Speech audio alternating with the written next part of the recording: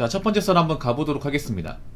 댓글 컨텐츠고 영상 제목, 주변에 너에게만 알려주는 고급 정보니 비밀 정보니 하는 말은 100% 사기라고 해도 과언이 아닌 만큼 한 귀로 듣고 한 귀로 흘리세요 라는 영상에 달린 댓글입니다. 저 우리나라 사람들이 굉장히 귀가 얇다고 생각합니다. 남의 말을 잘 믿어요. 저는 좀 여러분 어떻게 생각할지 모르겠지만 저는 좀 남의 말을 잘 안 믿어요. 의심을 많이 해요. 심지어는 여러분이 보내준 사연도 의심을 합니다. 댓글은 의심을 더 많이 하고요. 그래서 좀 객관적으로 말씀드리면 여러분들이 뭐 온라인상에 하는 얘기를 신뢰 안 합니다. 이렇게 얘기 들으면 기분 나쁘죠. 아, 붕어 형 사람 좀 그렇게 안 봤는데 사람 한 번 평가 안에 생각할 수 있겠지만 제가 왜 이렇게 하겠어요. 많이 되어봤기 때문에 그런 거예요. 많이 되어봤기 때문에. 저도 순진하게 사람 믿고 그냥 하는 말만 고지곳대로 듣고 했던 시절이 있었습니다. 근데 그렇게 하니까 이용당하더라고요. 제가 방송 짬밥이 그래도 유튜브에서는 꽤 높거든요. 제가 이제 올해 지나면 14년 차예요. 유튜브로 하면 한 8년 차, 9년 차 됩니다. 그래서 어지간한 건 다 겪어봤어요. 방송을 하면서. 제가 방송을 오래 하면 느낀 거는 생각보다 겉으로 있는 척 하는 사람들 중에 거짓말 하는 사람들, 통치 치는 사람들이 진짜 많았다는 거예요. 지금도 많아요. 왜냐, 이런 온라인은 실제로 그 사람이 누군지 몰라요. 어떤 사람인지 몰라. 특히 요즘에는요, 익히 알고 지내는 사람들도 믿으면 안 돼. 우리나라 사람들이 좀 개인적으로 문제가 뭐냐면 처음 본 사람들은 그래도 의심을 해요. 근데 자주 보고 오래 봤던 사람들은 의심 안 합니다. 이게 사기를 많이 당한 이유라 생각합니다.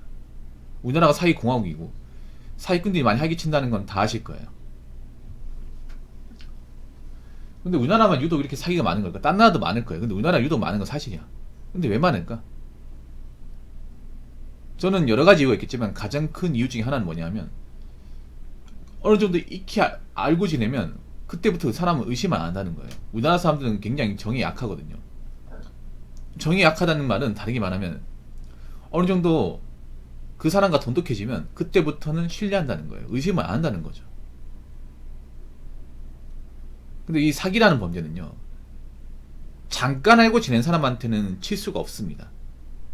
오랫동안 알고 지낸 사람한테 사기를 당합니다. 대부분의 범죄가 그렇습니다. 사기 범죄는. 우리가 처음 본 사람한테 뭐 하자고 하면 안 할 거 아니에요. 맞잖아요. 이 사람 누군지도 모르는데 언제 봤다고. 근데 뭐 중학교 동창, 고등학교 동창, 아니면 이웃 사촌, 아니면 거래처, 내 고객, 내 손님, 이런 사람들한테는 사람들이 좀 의심을 안 해요. 오래 보면 사람들이 이제 익숙해지고 그때부터 이야기도 많이 나누고 하면 그때부터 이제 경계가 허물어집니다. 허물어지고 나면 그때부터 의심은 안 해요. 근데 제가 감히 말씀드리면 오래 알고 지낸 사람일수록 의심해야 됩니다. 왜 우리나라 사람들은 오래 알고 지내면 그때부터 무조건 믿습니까? 여러분들 왜 그런 것도 있잖아요. 그 연예인분들 중에서도 오래 알고 지낸 사람한테 가스라이팅 당하고 배신 당하고 그런 거 많잖아요. 그 전제가 뭐예요? 오랫동안 익히 알고 지낸 사람, 가깝게 지낸 사람, 자주 술도 마시고 놀러 다니는 사람, 그런 사람이잖아요. 물론 오래 알고 지낸 사람이 다 나쁜 사람 아니에요. 아닌데 그래도 기본적인 검증은 필요합니다. 근데 아직 우리나라 사람들은 오래 알고 지내면 그런 의심을 안 해요. 아직도 정이 채군자 하는 사람도 많습니다. 그러니까 사기 당하는 겁니다. 사기범죄는 날이 갈수록 진화하고 발전됩니다. 근데 우리나라 사람 대처하는 건 아직 좀 미숙합니다. 아직도 정을 믿고 의리 중요하게 생각하고 뭔가 아는 사람이 하자고 하면 예스하고 같이 가는 사람도 많아요. 그리고 하나 더 말씀드리면 우리나라 사람들이 사기당하는 또 다른 이유 중에 하나가 바로 공짜를 좋아합니다. 공짜를 무지하게 좋아해요. 그 옛날 속담 중에 그런 말도 있잖아요. 공짜물이면 양재물도 마신다고. 근데 저는 공짜를 별로 좋아하지 않아요. 왜냐? 함정이 있거든요. 모든 공짜는 함정이 있습니다. 겉으로는 공짜라고 하지만 알고 보면 공짜가 아니에요. 여러분 그런 거 있잖아요. 그러니까 온라인 같은 데 회원가입하면 뭐 사은품 주잖아. 그것도 공짜 아닙니다. 우리의 개인정보를 파는 겁니다. 그 사이트에서는 자신들이 어떤 쿠폰을 주면서 우리의 개인정보를 굉장히 싼 값에 사들이는 거예요. 근데 그것도 모르고 쿠폰 주네, 가입이나 하자, 이러면 안 됩니다.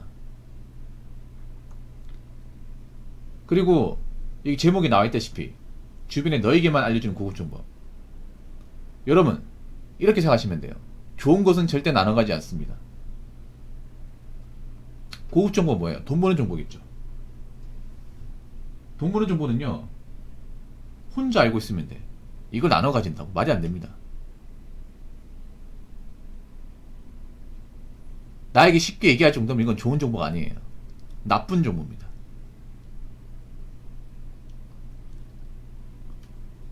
그렇기 때문에 누가 나한테 뭔가 좀 좋은 거 있다고 같이 하자고 제안하는 사람 있으면 그냥 무시하세요. 좋은 거 아닙니다. 누가 하자고 해가지고 같이 해가지고 잘된 케이스 본 적 있습니까? 없을 거예요. 그러니까 너무 오래 알고 지냈다고 의심하지 마시고, 의심을 안 하지 마시고, 기본적으로 검증할 거 검증해야 됩니다. 그리고 가까이 지낸 사람에서 조심해야 돼. 무조건 믿지 말고요. 자, 댓글 한번 읽어보도록 하겠습니다. 모든 사기는 욕심으로부터 시작됩니다. 쉽게 돈 벌고 싶은 욕심, 무언가 싸게 구매하고 싶은 욕심. 요즘 가족들끼리도 사기친 세상에 그 어떤 사람이 나한테 호의를 베풀어 줍니까? 부모님 빼고는 믿지 말라 했습니다. 나에게 친절을 베푼다? 의심부터 해야죠. 그게 정답입니다. 그리고 등가견 없는 것들은 전부 사기입니다. 세상에 공짜가 어딨나요? 현자의 돈입니까? 맞습니다. 욕심.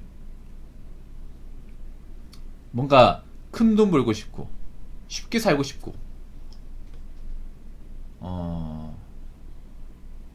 그런 욕심 때문에 벌어져요. 보통 투자 사기, 폰지 사기도 왜 벌어져요? 큰 돈 벌고 싶어가지고 고생 안 하고 큰 수익을 얻기 위해서 당하는 거잖아요.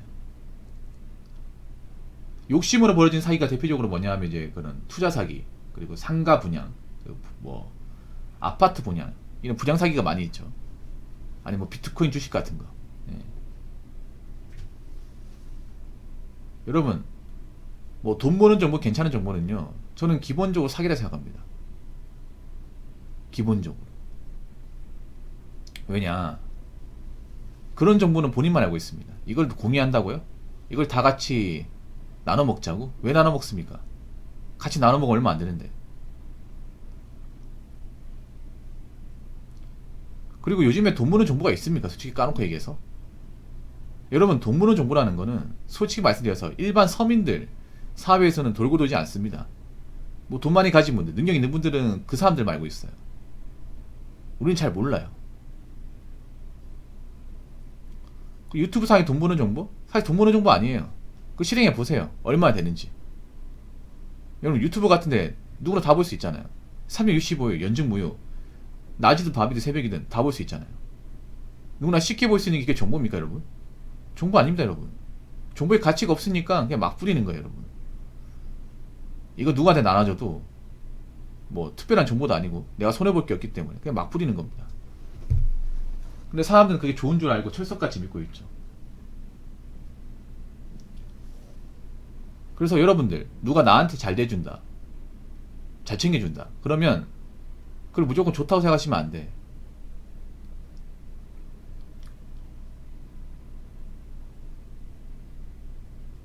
요즘 가족들끼리도 사기친 세상에 그 어떤 사람이 나한테 호의를 베풀어 줍니까? 그래서 이제 내년부터 친족 산절이 없어지죠. 이제 가족들끼리도 깜빵 갈 수 있습니다. 내년부터 그 친족 산절이가 폐지되었기 때문에. 부모님 빼고는 믿지 말라 했습니다. 근데 부모님도 봐야 돼요. 요즘에는 부모님도 무조건적으로 믿으면 안 돼. 만약 부모님이 뭐 객관적으로 뭐 문제 있거나 뭐 금전적으로 문제 있는 사람이 아니라 뭐 그럼 괜찮은데, 부모님도 하자 있는 부모 많습니다. 이런 말씀 드리면 기분 나쁠지 모르겠지만 모든 부모가 다 좋은 게 아닙니다. 물론 날 낳아주고 길러줬기 때문에 우리가 소중히 봐야 되는 건 맞습니다. 그런데 아무리 그래도 돈 앞에서는 부모라고 하더라도 이성적 판단해야 됩니다. 여러분도 여러분 부모님 보면 솔직히 말해서 뭐 사업 같은 거 말아먹고 돈 관계 안 좋고 자식들 돈 함부로 쓰고 그런 부모 좀 있는 걸 알고 있습니다. 그러면 아무리 우리를 낳아준 부모님이라 하더라도 믿어야겠습니까? 부모도 자식을 무조건 믿으면 안 되겠지만 자식도 마찬가지로 부모를 너무 맹목적으로 신뢰하면 안 됩니다. 여러분 그런 경우 많아요. 뭐냐면 자식이 부모 믿고 월급 통장 부모한테 맡겼는데 막상 시간 지나서 내가 목돈 필요하니까 달라고 하니까 돈 없어요. 그런 경우 진짜 많아요. 아니면 집에서 이제 아버지가 맨날 일 벌려가지고 뭐 사업 자금 필요하다고 자식한테 빨대 꽂는 사례도 많습니다. 그런 경우 부모님이기 때문에 믿어야겠습니까? 물론 모든 부모가 다 그런 건 아닙니다. 그런 건 아닌데 제가 말씀드린 케이스가 좀 있습니다. 있어요. 그래서 요즘에는 부모님 빼고 믿지 말라는 말도 사실 성립하기 힘들어요. 부모님도 정말 좋은 부모인지 금전적 문제가 없는 사람인지는 어느 정도 검증할 필요가 있습니다. 제가 자꾸 말끝마다 검증 얘기하는데 이 얘기를 듣기 싫어하는 사람이 있을 거예요. 근데 요즘에는 이렇게 꼼꼼하게 보지 않으면 내가 당한 세상이기 때문에 어쩔 수가 없습니다. 그만큼 세상이 험악하고 갑박해졌습니다. 앞으로 먹고 살기 힘들어지잖아. 먹고 살기 힘들어지면 가까운 지인들한테 등 쳐먹으려 하는 사람들이 많이 생겨요. 점점 많이 생깁니다. 이럴 때에서 우리는 더 경각심을 가지고 더 냉정하게 더 이성적으로 꼼꼼하게 내 주변 사람이 어떤 사람인지 판단할 필요가 있습니다. 그렇기 때문에 함부로 믿음을 주지 마시고 욕심을 많이 가지지 마시기 바라겠습니다. 아시겠죠? 자, 이상으로 첫 번째 썰 마치도록 하겠습니다.